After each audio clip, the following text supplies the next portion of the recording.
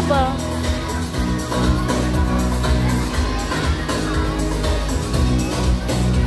Napuno na.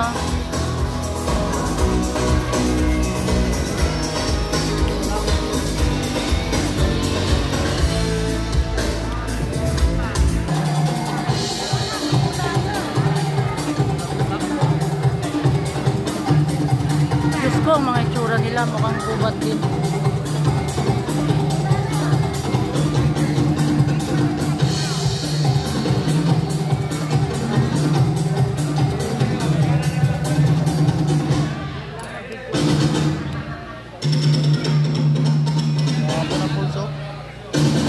Yan. Sa doon sa Compostela. Pilato. Layo mo dito eh. Feel the breeze of the natural world and the amazing works of nature. Welcome to Davao Crocodile Park and Zoo, working with nature for a better future. The Davao Crocodile Park and Zoo proudly presents our very own Dagaanyag sa Kinaiyahan.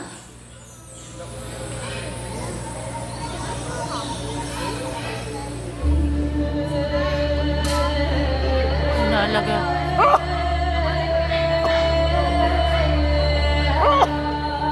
Eh, parang kasama ka sa mag-ano ah.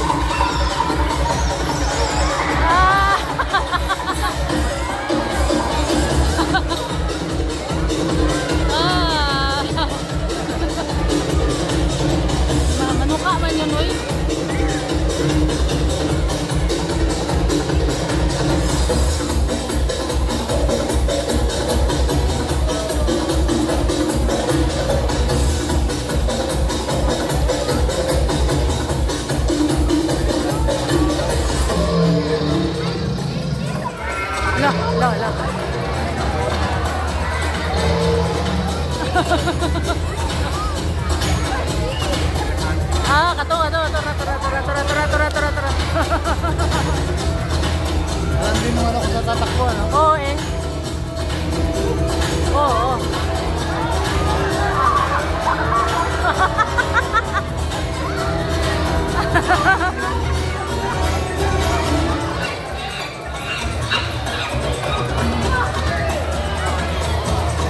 Ah, kuya.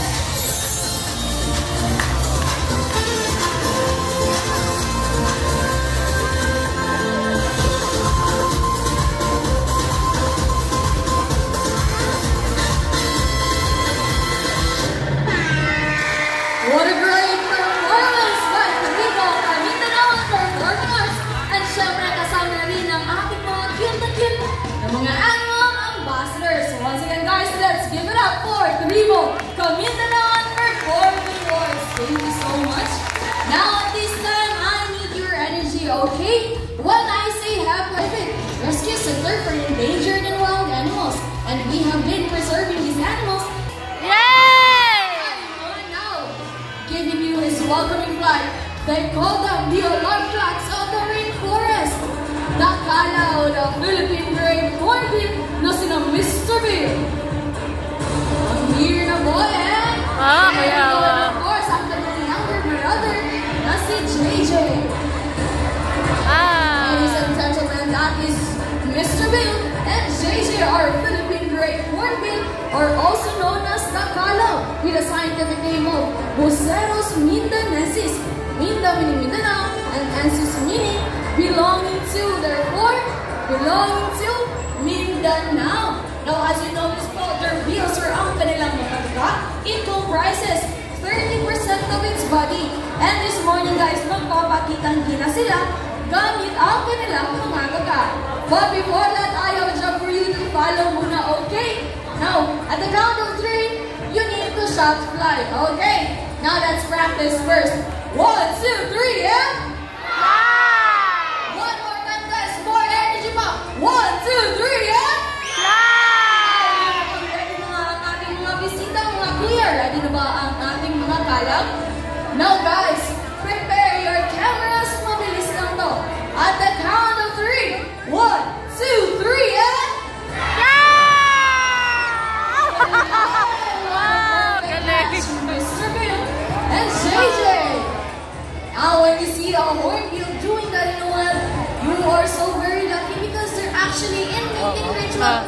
So, naniligaw po ang lalaking kalaw na gumagawa niyan. Mas maraming insektong nakas sa lalaking kalaw, ay mas mataas ang chance na sasagatin siya ni ate girl ng kalaw. Did you know that they call them monogamous? Monogamous meaning, once they find a partner in the wild, they will stay with them forever. Oh! Sana all. Now, sa mga naghahanap ng forever dyan, nandito na yung ating mga... Alaw. Ako. Di dyan, ito ang mga magpapakitang gilas ulit sila. Prepare your cameras. Mabilis lang to. At the count of 3. 1, 2, 3, and... And that is our Philippine Great Hornbill, or also known as Nakalaw, the alarm clock of the rainforest, because they make noise every morning, noon, and afternoon. Palakpakan po natin. Thank you so much, boys. Kuya Michael and Kuya Richie. Now, fun fact pala, Ikola, Bara!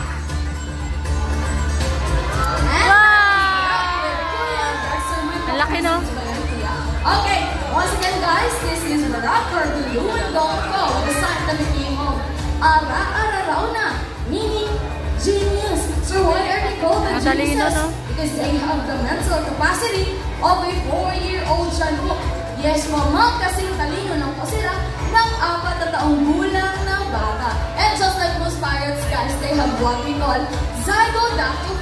Now, what is zygodactyl nga ba? Ipapakita yan ni Barak using a Filipino footwear called Kadang-Kadang. Now, Barak. Ready, sakay, suot, and Kaya... march! That is zygodactyl in action po. So in the front, so in the back, allowing them to grab items. So marching your foot, right, left, and baba. Palakpakan naman po natin si Barak. And dahil dyan, Barak, may high five tayo kay Kuya Dexter. Wow, one more time, high five. And syempre, hindi lang yan, guys. Napaka-sweet din po dito ni Barak. Now, Barak, kiss to Kuya Dexter. Wow. One more time. Sa kabilang kiss niya pa daw. Ayan! At syempre, guys, hindi na dyan nagtatapo. Si Barak ay isang eco-warrior din. So, sino nga ba dito ang nagsasagagate ng kanilang mga basura? Raise your hands! Sino nagsasagagate ng kanilang mga basura? Segregate? Naku, konti lang. This morning, guys, tuturuan tayo ni Barak how to segregate our waste. Ano nandyan, kuya? We have the biodegradable bin or nabubulok. Syempre, guys, ito-check yun ni Barak kung gumagana yun, gumagana. Now, another, we have the non-biodegradable bin or hindi nabubulok. Let's check ulit kung gumagana din. Okay, mukhang ready na nga si Barakuya. Now at the count of 3, lapag ang basura. 1, 2, 3, and go! Anong unang kinukuha ni Baraki? It's a piece of plastic which is gonna go to non-biodegradable bin, and another piece of trash, what? Leaf or dahon, which is gonna go to biodegradable bin. That last 2 pieces of trash, what? Plastic, which is gonna go to non-biodegradable bin. And one last piece of trash, what? Leaf, dahon, which is gonna go to biodegradable bin. Palakpakan mo natin si Barak. Diba kung kaya ni Barak, guys, syempre kaya din natin na dahil galing mo pang Brazil si Barak, magpapaalam na po siya ng mga mami, sir, mga ate, kuya. Wave bye-bye to Barak po. Wave bye-bye. Ayan, wave bye-bye. Ang Barak, mag-bye-bye na sila sa'yo. Mag-bye-bye ka na rin. Okay. Bye. Bye-bye, Barak. Uy. Bye-bye. Uy. Okay. Kapag ginagawa niya ni Barak, ibig sabihin, he still wants to stay to show. However, we need to highlight our other animal ambassadors po. Kaya naman, palakpakan po natin sila. Siyempre, ang poging kuya na si Kuya Dexter. And baby, thank you so much. Now, blue and gold macaws are the 4th largest macaws in the entire world. Apollo! And that is Apollo, or umbrella-crested cockatoo, with the scientific name of Kakatua alba, meaning older brother in Indonesian. Now, did you know that Apollo here is a multi-talented star? Who wants to see Apollo dance? Who wants to see Apollo dance? Sasapungan? Ayun, ang dami mong fans sa Apollo. Eto, how about Kuya Cyril? Who wants to see Kuya Cyril dance? Yay! Kayo dalawa sasayaw, Kuya, ha? Okay, ready? Mamara, hit it. Sayo, boy, and there you go. That is the movie with the famous Michael Jackson's Sayo, boy. After the sigma, yeah. There you go. Palakpakan po natin si John Apollo, ayan. Now, hindi lang yan, guys.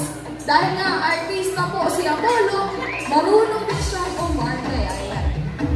Let's see, babe. Apollo, what do we do if we see a predator? Boy, may agila, boy. Yan, patay. Actually, that's their natural reaction po. Some animals do that one to fool their predators. So, nagpapatay-patayan po sila. Now, one more time, Apollo. May agila, boy. Diyan sa taas mo, boy, dead. Ang best actor talaga si Apollo. Ayan. At syempre, hindi makukumpleto yan kung wala ang interview session. Now, Apollo, quick interview session. Okay lang ba? Okay lang? Okay. Nag-argue siya po. Now, Apollo, come here. Apollo, ha? Be honest and sumagot ka ng maayos. Look at Kuya Cyril. Is he handsome? Pogi ba si Kuya Cyril?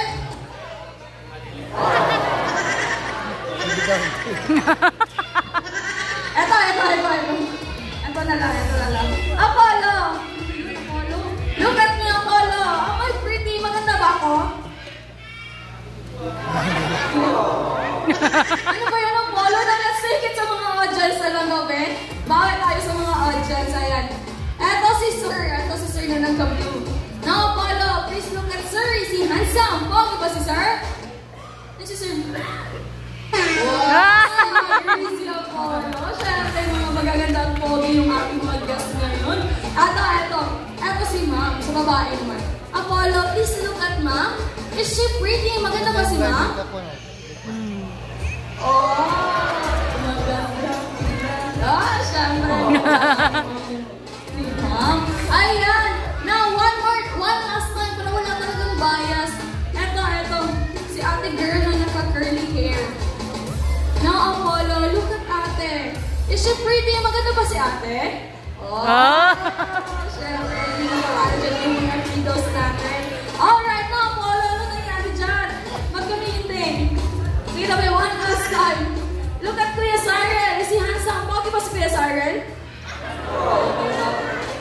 Guys, palakpakan na lang po natin si Apollo. And of course, ang kanyang coding trainer na si Kuya Cyril. Okay, i-meet na natin ang kanyang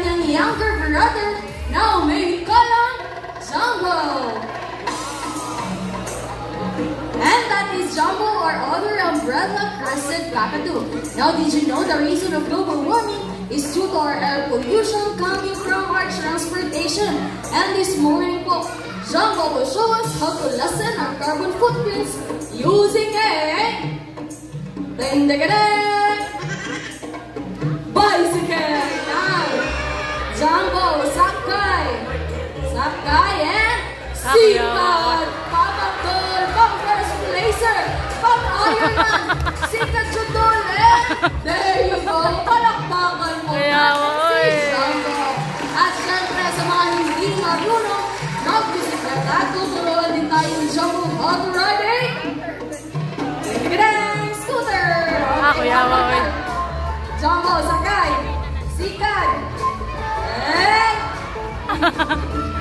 sikat, and there you go. Alam mo din now, you see, even our animals love to help our mother nature. We can also do our part by doing reuse, recycle, and repurpose in some alternative ways for our transportation. And that's all for Jumbo po. Palakpakan po natin sila. And of course, ang ating Kobe Kuya na si Kuya Jimor. Now, here at Davao Crocodile Park and Zoo, we have 4 species of cockatoos po. Namely, the sulfur-crested cockatoo, the umbrella-crested cockatoo, which are sinapolo and sina Jumbo. 3rd is the black-thumb cockatoos, and 4th is the Mulukan cockatoo po. Now, let's move on now to our next animal ambassador. 3-in-1 po ito, but before that, I have a question. What kind of animal is believed to have 9 lives? Cat! Pusa, correct. How about if Mickey is mouse, Donald is duck, what kind of animal is Winnie? Ano yun? Mouse! Bear! Sinong nagsabi ng poo? Bear po si Winnie, ha? Okay, now last question. What kind of animal ang kamukha ng katabi ni Mayor? Ano ba, familiar? Nati-joke lang po. But no, alright guys, to our next animal ambassador, it has a basic fact, a body like a bear, and a tail like a monkey. Now may direct your attention to your left side, and welcome Teddy or Palawan Bearcat. Bearcat. Ladies and gentlemen, that is Teddy or Palawan Bearcat. He designed the name of Arcticus binturong, or locally known as binturong po. Now, did you know that their tail can act as a big limb, or it is prehensile in nature? The definition of prehensile is being able to grab. So they can grab sa mga objects na kasing galing lang ng ating mga kamay. And syempre kasi papakita yan ni Teddy this morning po. No, Teddy? Go to your spot na boy. And are you ready? Down, down, down. Down, and there you go. That is the prehensile tail in action po. You're doing that if you want to get some fruits hanging from a branch. Palakpakan naman po natin si Teddy. Ayan. Now, direct attention to your right side na naman. And may we welcome Uno, Teddy's older brother. Older brother. Mas matanda yun, no? Let's understand him na lang po. Okay, once again, we are still working with wild animals. As much as we want to train them, we don't want to change their behavior po. Okay, ayan na. Now, the reason that there's bear in their names is because they're capable of standing up using their 2 hind legs. And ayan, pinapakita naman po ni Uno. Thank you so much, boy. Now, by the way, guys, Palawan Bearcats are omnivores nga po pala. So, kumakain sila ng prutas, gulay, at karne. Now, Kuya Dexter, ano pinapakain natin? Saging, which is fruit or banana. Okay, may tanong ulit ako, guys. Anong tawag sa mga hayop ang kumakain lang ng herbs or grasses? Herbivores. Herbivores, correct. How about meat or karne?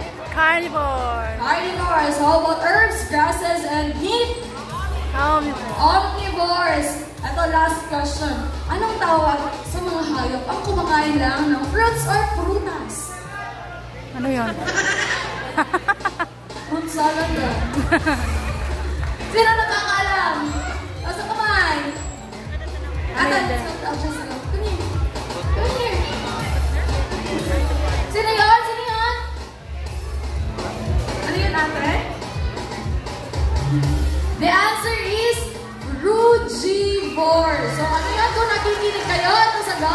Rujibor.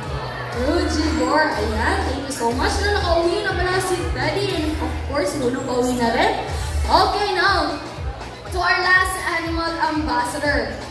Ito guys, ang pinipilian ng maraming kababaihan. The fan favorite na sina Piolo and Daniel. Piolo and Daniel. Piolo. Money.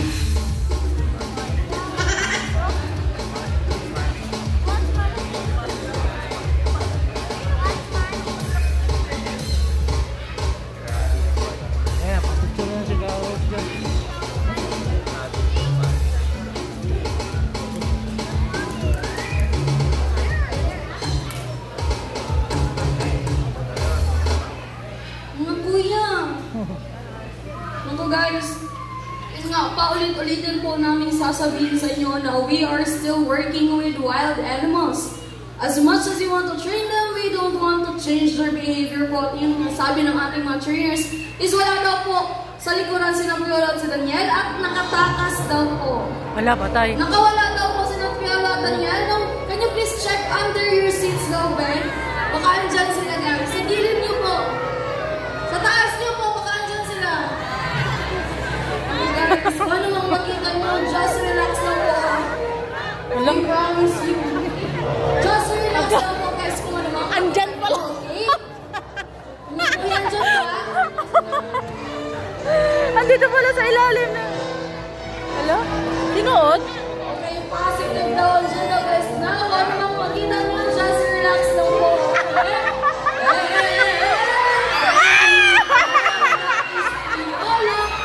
Nasa upuan natin. Nasa upuan na. This is your chance po for an experience.